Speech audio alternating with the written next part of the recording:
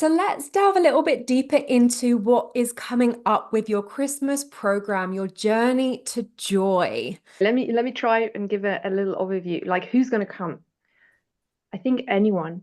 Let's be honest, because marketing we should be targeting a specific person and so on. But let's face it, we can all be lonely. We can be 18-year-olds, be going first year at university, still haven't made some strong connections. Our friends from school might have moved on, and we can still feel lonely.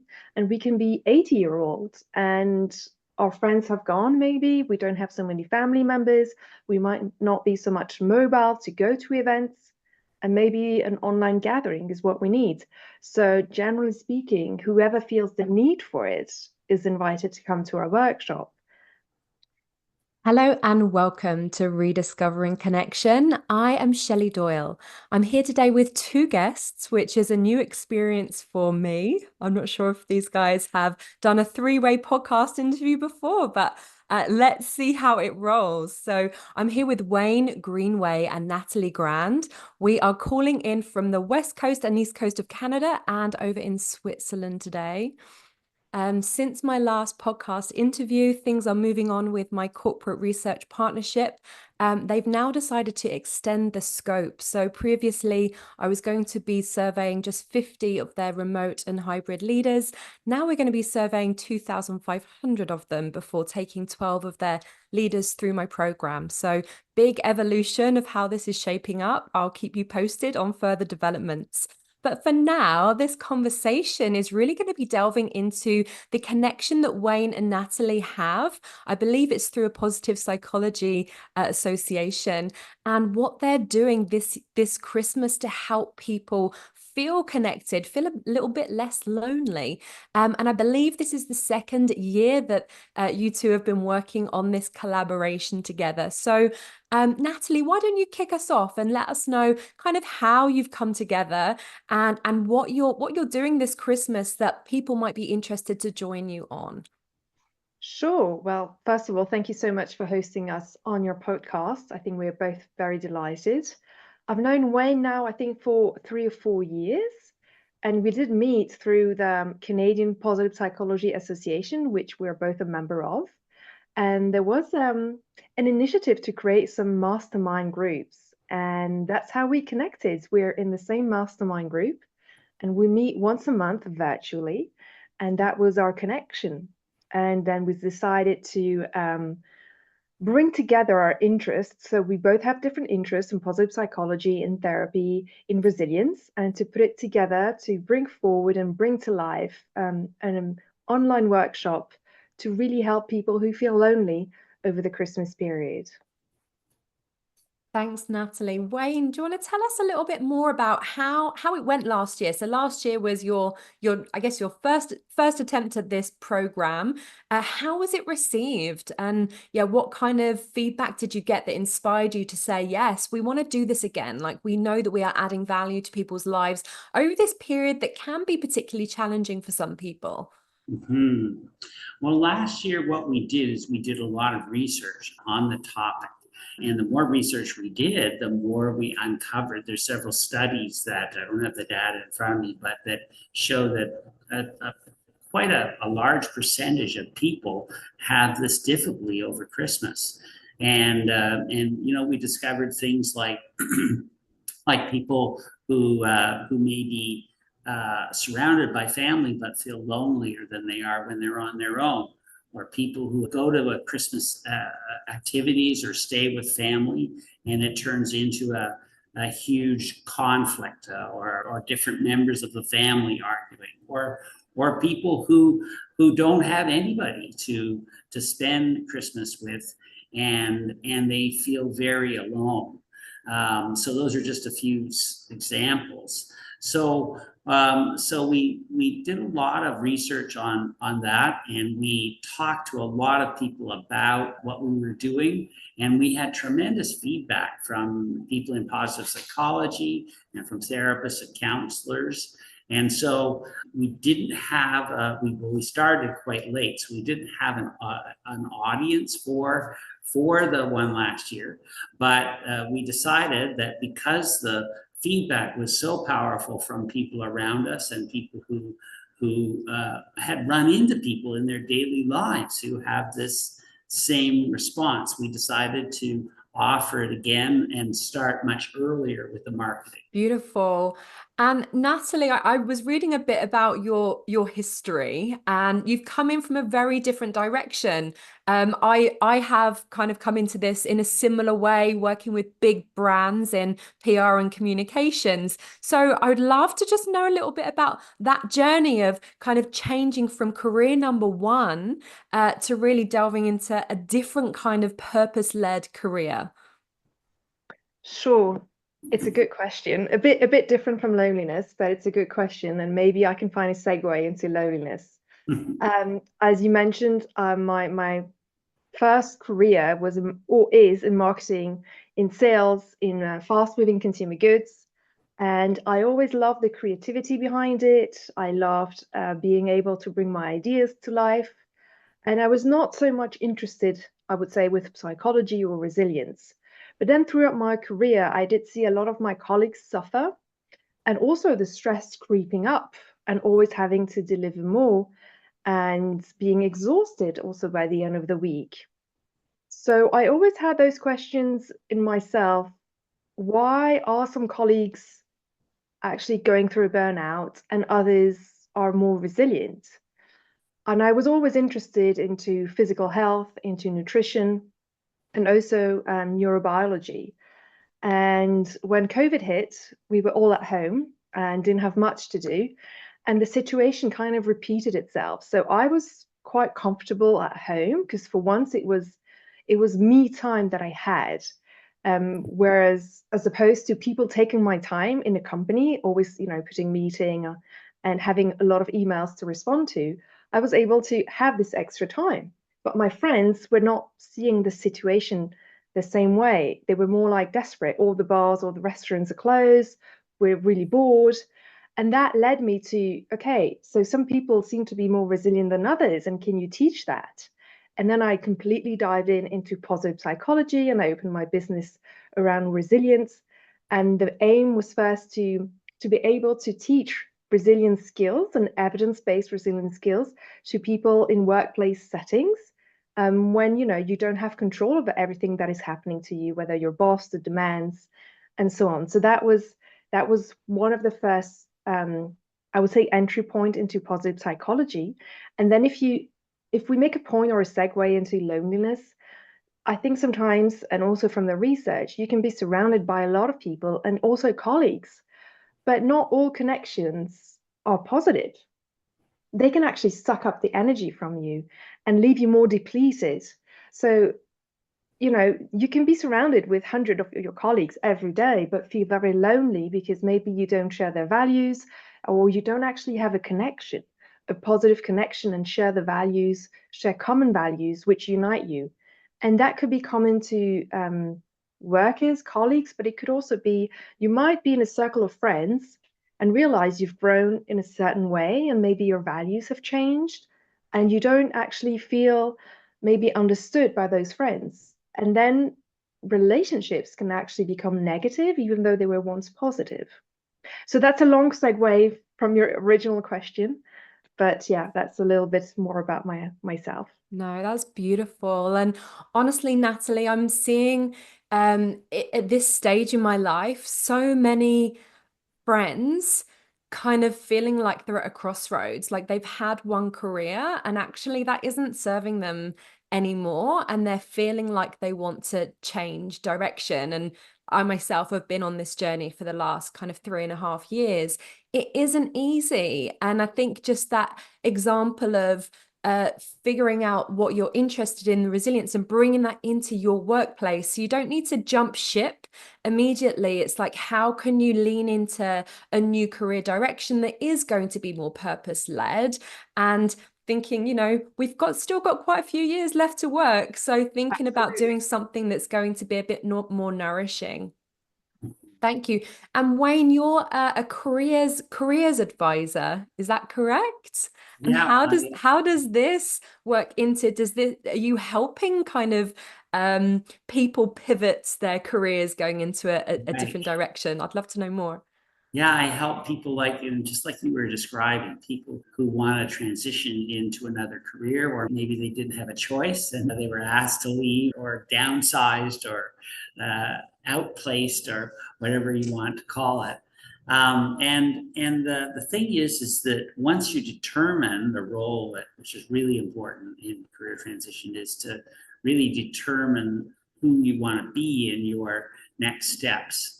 And once that's determined, then you have to go through a job search process. And most of the steps in job search are all things that people have never done before. You know, how often do you write a resume when you're in the middle of your career?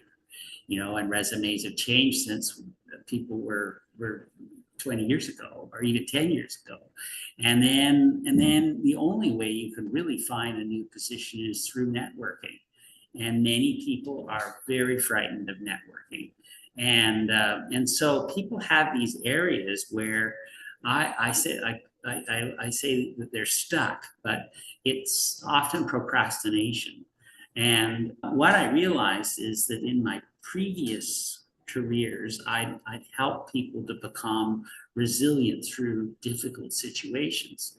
And I started to think, you know, I can do the same thing here because if people have some practices that will help them to be more resilient, it means that when they get that message saying they're rejected, you know, I had one person who went for 9 interviews for the same company and got rejected. When you get that notice, if you have some practices you're doing that help to build resilience, you can bounce back and you can keep going.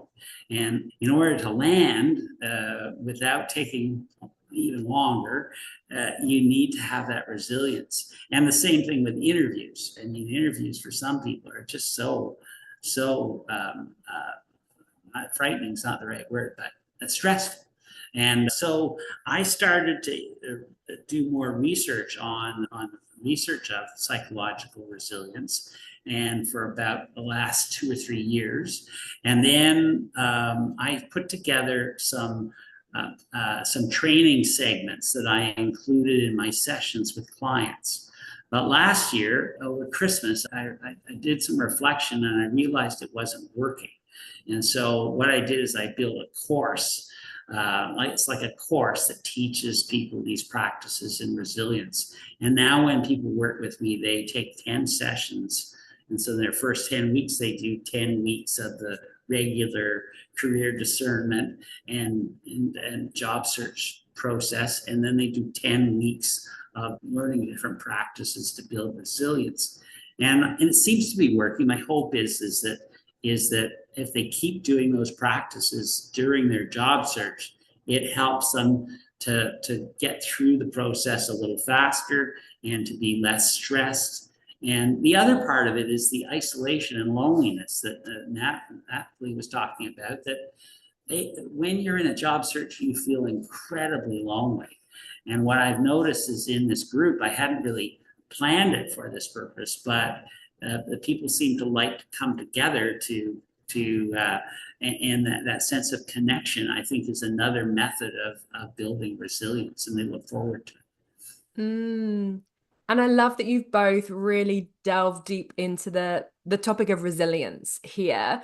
And I wonder if there's just a few nuggets that you could give away to us here that you found have really helped your own journey to building your own personal resilience, and maybe what really speaks to clients that you work with that people might be able to take away and start acting upon right away. It's a great question. I think we could talk 2 hours on resilience. Resilience is a skill, first of all. So that's the good news, is that everyone can learn it. But you need to practice it. And it's multifaceted, meaning that what works for me might not work for you. And there are different components in it. Could be behavioral tools, could be cognitive tools. To me, because you asked about me, and it's going to sound very easy and simple, but it's the foundation. And when I work with clients in therapy, I usually probe about sleep, Because sleep to me is a behavioral tool. If you don't sleep well, you're not going to be resilient. You're not going to be able to face all your emotions or to face what is coming your way and stress and so on. And it sounds easy. It sounds like, our parents used to tell us you should just sleep more. And it's not easy when you go into the details. It's not easy to sleep half an hour more. Or, somebody who wakes up very often during the night. It's not very easy because we're into habits, and breaking habits takes a lot of time and also a lot of energy. But usually, when I have clients who sleep more, they're also much more able to regulate their emotions. And that's a big buzzword at the moment, emotions and so on. And it's true that, we're not taught at school what do we do with our emotions? How do we deal when we have anxiety? What does it mean? How does it feel like? Is it normal, not normal? And to be able to start doing this work of labeling the emotions we're feeling and then have a strategy. What do we do with it? Do we try to suppress it, which we're not supposed to do because usually it comes back even stronger? Do we reappraise it? Do we change the situation and so on? We need to have some what I would call mental energy. And for that, we need to have restful sleep, which is long enough and which is going to give us the energy to deal with everything coming our way. So I would say sleep really helped me a lot. And then also emotion labeling and learning how to deal with the different emotions coming my way. And allowing the emotions to come, because sometimes if we're feeling down, then we might want to have a drink or something else to try and suppress that feeling. So it's like, no, like honoring the feeling and letting it like channel through us. Yeah. And what came through to me when you mentioned about we're not taught these things at school, like here in Canada, and I don't know if this is the same over the world, but my children are now taught these things at school from a very, very early age. And I mean, there's movies like Inside Out as well, which are naming with characters linked to emotions. So this feels like a huge development that our children are going to be much more connected with what emotions mean. I think I definitely can still teach my daughter resilience. Yeah, she gets upset very easily and will take herself away. So, yeah, sleep, really good tip. Thank you. Wayne, anything from you on resilience that's really worked for you or worked for your clients? Yeah, I think that all the exercises or practices are very simple, and so like Nathalie was saying, they seem so simple. So how can they be beneficial? But they are.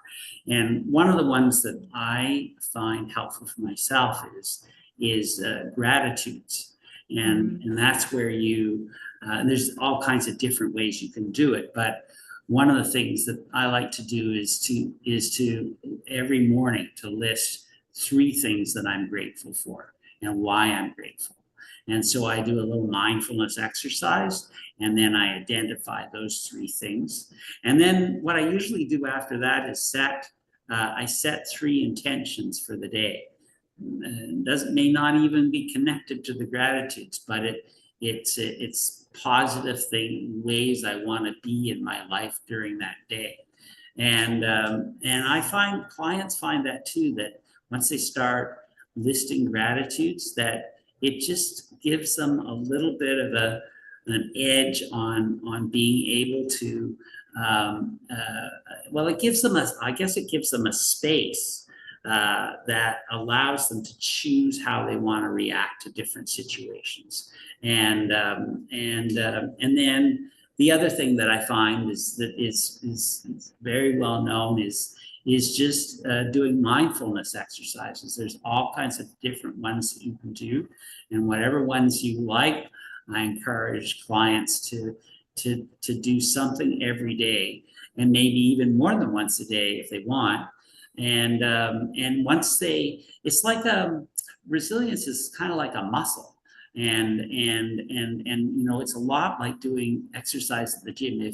if you do it once, like if I teach my clients a particular practice and they do it once, and they don't do it again, it'll do about as much good as going to the gym once and then expecting to be physically fit. You know, you have to go and you have to do it day after day and you have to practice it. Or playing the piano, you know, if you take a lesson in the piano, you're certainly not going to be up on the stage, you know, doing a performance. So it takes practice. But I haven't had a client who has said that it isn't helpful. And most clients say that it's incredibly helpful if they do these different practices. And that it helps them to just keep going and persist in their job search. So much there. Thank you so much, Wayne. A few things that are coming up for me. You said a couple of times now about who you want to be. And this is quite different to kind of how I think of it. And I think we do lose ourselves somewhat, and particularly when we are spending maybe 3.5 hours every day on social media, we're almost a slave, a voyeur. We are losing piece of ourselves. So in my world, the terminology I would typically use is who are you, or who am I? But I really felt this was an interesting nuance, like who do I want to be? To be like not necessarily searching, but it's like intentional. Let's like lean into who I want to be. Right. Well, for the work I do, that's absolutely critical, because when they're trying to determine their new direction, if they can determine what matters most to them, and they can determine what they're naturally drawn to, and they can determine what they're good at, and find the intersection of those things, they'll give them some choices of who they choose to be. And the more they can take that power and choose the career that they want to be and know why they want to do it, the more successful they'll be, and the more likely they will be to land in a role that they find they enjoy doing every day.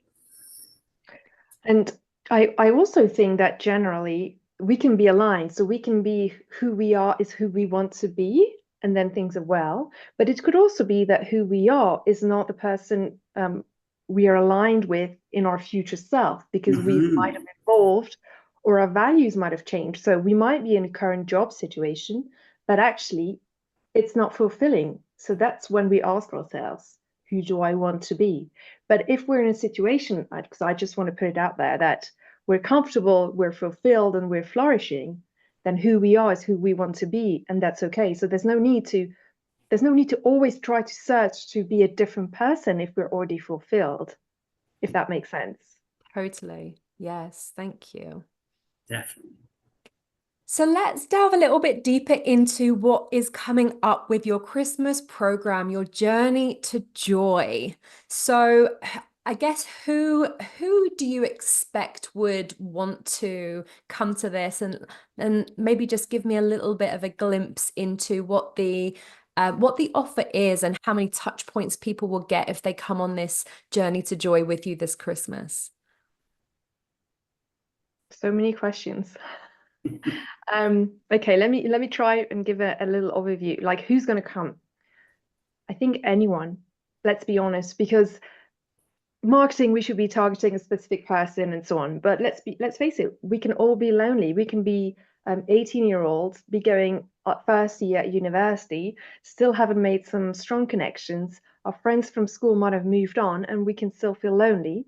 And we can be 80-year-olds and our friends have gone, maybe. We don't have so many family members.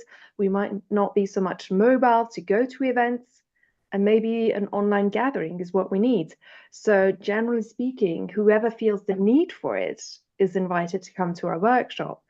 And you can be sick, you can be not sick, you might want to learn new skills as well. You might want to change your current connections and relationships and want to see how is that possible and learn new skills. So that's about, who is this for? And I don't know, Wayne, you want to explain a little bit more the actual workshop, what we are going to do over the 10 days or more that we're going to meet? Yeah, we'll be meeting with people several times over the holiday season, and we specifically chose to do that because there are other programs around where people can learn these skills, but it's not during the holiday season, and it's a mixture of both practice and learning. So it's going to be both, yeah, learning and experiential. And so each session will be talking about a different approach or a different practice that people can use, and we'll have a chance to be for people to connect. One of the things about the way we want to lead it is we want to be strong in content and light and spirit, and so that people will enjoy meeting with each other. And so even just the sense of connection they get from being with each other will be huge in building a sense of resilience, in addition to the practices that they learn while they're there. And I think it'll also give people a sense of, they can look forward from one session to the other session to coming together and meeting, and that will help them as well. But then they'll also leave with some skills that they can take, not just for Christmas, but through other aspects of their life that will be really valuable. I'm a Girl Guide leader, and one of the leaders said yesterday, oh yeah, it's coming up to the really busy time of year, like there's so much going on.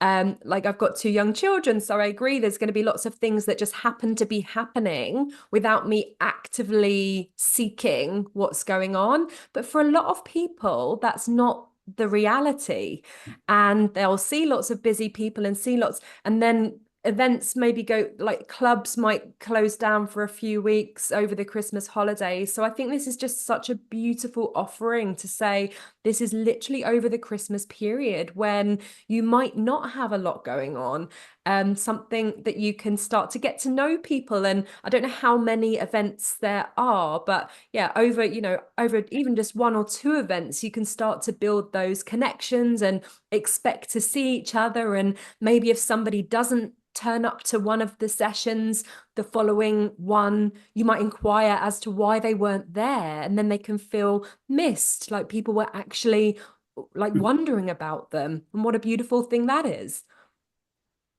We'll have 4 sessions. So we'll have 4 live sessions around 1 hour, 60 minutes each, where we'll actually be doing this mixture of experiential exercise and also creating a safe space for people to meet and exchange and talk about what's going on. And to go into a bit of details of the exercise, we'll have some classical positive psychology exercises, knowing your strength and so on. But what's important to say is connection is also a 2-way street, but it starts with ourselves. So we also have to know what brings me joy, what are my values, what am I looking for? Because we can be in a group of people that are, like we said at the beginning, they're not actually bringing us something. So we also have to do the work, the inner work, to decide, not who's the person I want to be. That's another question, but like, what brings me joy tomorrow? What's going to bring me joy tomorrow? And sometimes, like you mentioned, we're so much on social media and every day, like circle and everything's is spinning around us. We don't take time to sit down and just reflect 5 minutes. How did the day go? And what was good in the day? What was not so good? And actually, those little moments of self-reflection is what is going to help us to build those connections and those meaningful connections. So the exercise are going to be a mixture of psychology and positive psychology exercise to get to know what brings us joy, but also to help and facilitate connections with one another and to have a safe space to be able to exchange. It sounds like a beautiful thing. I'm so happy to have this on my radar. And just the more I hear about initiatives that people are feeling called to launch, when they're seeing a need in society for it, I just want to just congratulate you guys for moving forward. A lot of people have a lot of ideas and they don't always execute on them. I've hands up, I'm one of those people. I do a lot of things, but there's also a lot that I don't do, that I write down and that sound brilliant but don't come to fruition. So well done for doing this and for putting, you know, yourself out there during this time, when a lot of people do take a bit of time off work, and you're going to be working through it. So well done. It's a joy. It's a joy. Yeah, I'm looking forward to it. Me too. Right. And is there anything that we haven't touched on today that you think I'd really love to be able to share this while I have this platform and space? Whether it's about your, you know, you personally, your project together, or just something else that's coming to you that you feel called to share. I want to share or build on something that we did not talk about, is that I don't want to throw out the idea that somebody needs to have 50 people around them to be happy and to feel connected. And there's also a difference between solitude and loneliness. So solitude is a chosen way to be alone, and it's actually needed. It's like when we're practicing mindfulness, we have to be alone, or when we're going into flow, we choose to be alone. It's something chosen, and it's not because we spend a Friday night at home alone that there's something wrong with us. So we talk a lot about loneliness is not so good for health, it's not good for physical health, mental health, and so on. But loneliness is when we actually feel that we're not connected with one person. So we can just have one person in the world, and that's sufficient. And we don't need to have 20 people around us. And I think it's important to know the distinction, because it doesn't mean that it's not normal. So that was important for me to put it out there as well for your audience. Thanks, Totally. Natalie. Totally. Anything from you, Wayne? I think Nathalie said very well. I guess what I hear more than anything is amongst people that I know is that I'm with a group of people and I feel very alone. And being on your own, it's just what Nathalie was saying. Being on your own doesn't mean that you are feeling alone. So I'm hoping that when people leave this session, they'll start to realize that they can be comfortable on their own. And just as a build to that, I think that piece about getting to know yourself can mean that when you are in company, you are more able to be that version of you that you feel that you are inside. And sometimes you might leave an interaction with an individual or a group of people feeling unsatisfied because you weren't yourself. And that's not necessarily on them. It's kind of, we do need to do that inner work to figure out who we are and who we want to be, and the kind of conversations that we want to be leading or contributing to that does kind of speak to our own curiosity. And maybe just that word curiosity, like, I'm just about to tomorrow start a 2-week social media disconnection, which I've toyed with often. I haven't done 2 weeks before.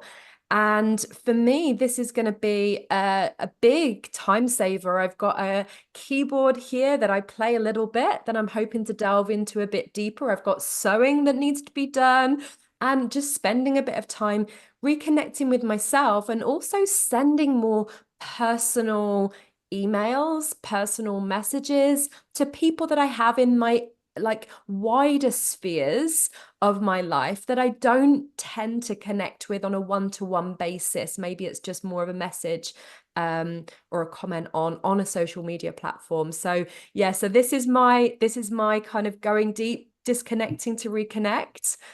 Watch this space. Have either of you ever tried a disconnect, or are you active on social media? I have digital detox Saturdays. And I put my phone and I put my laptop in a drawer and I close it. It doesn't come out until the next morning. And it is the best change I ever made in my life. I feel so refreshed on Monday or on Sunday. And it just gives me a chance to do just what you're saying, you know, just to have time, solitude, some time to myself, and to reflect on what I want and where I'm going, and those kinds of things. Go for a walk, enjoy nature, and I don't have to carry the phone and feel like I'm a prisoner to my phone. Do I you know feel that's like extreme, but do you feel like the day lasts longer? no, you know what? Strangely enough, I sometimes feel like it goes by very fast. Ah, I don't know why. I think it's because I'm doing things that I really love doing, and I become immersed in them, and time just is gone. I think, oh my gosh, where did Saturday go? amazing. Oh, good for you, Wayne. And how long have you been doing that ritual? I guess I started it in the middle of COVID, and Yeah.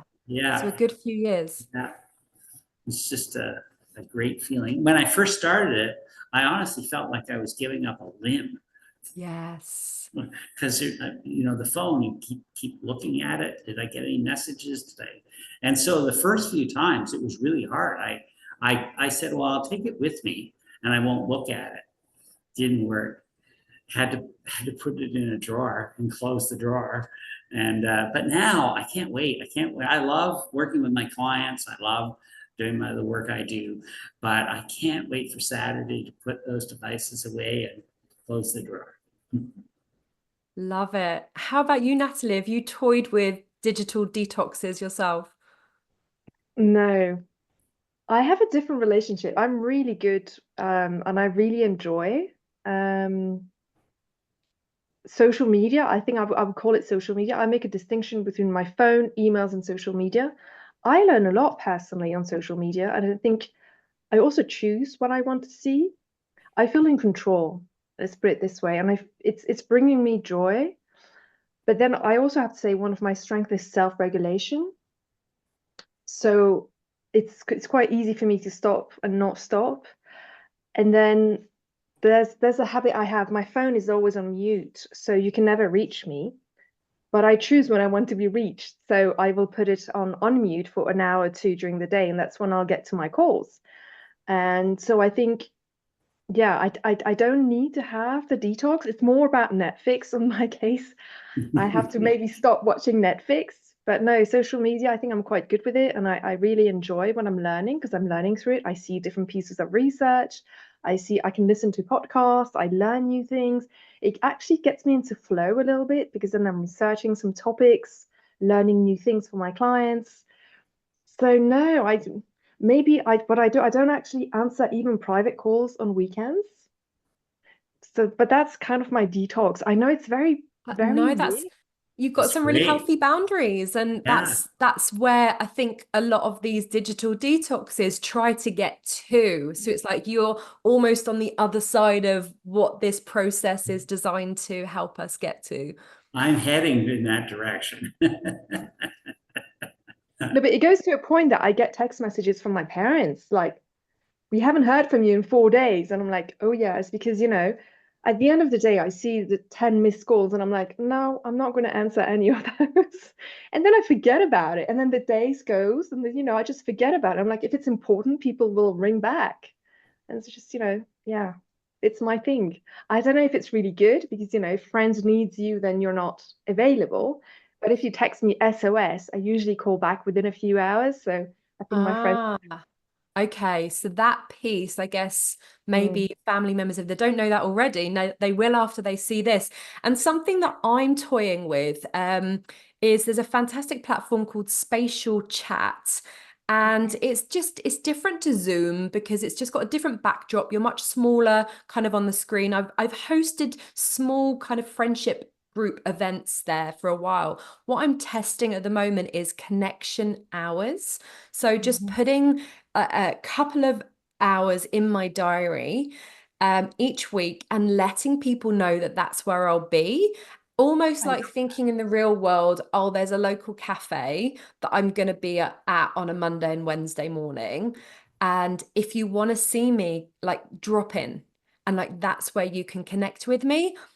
I guess the only thing that might be putting some people off is the idea that there might be other people in the space, which that's real life. It's kind of like the old days when you used to drop in on your friend and just knock on the front door and maybe there was somebody else there and they'd be like, oh, hey. So I'm testing this in my own life at the moment to see how it feels. And I wonder if that might be a neat test for you, Natalie, if you've got people, they want to connect in with you, and it's like just saying, like, allocating an hour here or there so you can have that. I like that. Yeah. I like that very much. It's like when we used to have offices, like back in the days when there were no open space. If we were, a leader, we could close the door, and that meant we're not available. And then we could open the door, and then anyone who had a question could come in. So that's kind of similar the way you're explaining. So that's intriguing. I'll check it out. Yeah, and actually you can have multiple rooms. So you could have a room for one-to-one. So if somebody came and you're like, actually, this is a sensitive conversation, let's go to another room, which I haven't invited other people to come to. So Oh, yes. that's interesting. Wow. Interesting, right? Yeah, we Yeah. have to try it out. Well, Wayne and Natalie, it's been a delight. Thank you for your patience with my three-way interview style, as this is brand new to me. It's been really wonderful to get to know a bit about you and a bit about this beautiful initiative that you've got going on. I look forward to following it and sharing this with the people that I know and love, to see if somebody within our wider connections might want to join you on this journey at Christmas. Thanks Thank very you much. so It's much. been a pleasure to be here. Yeah, it was lovely, and it's very lively to do an interview three-way.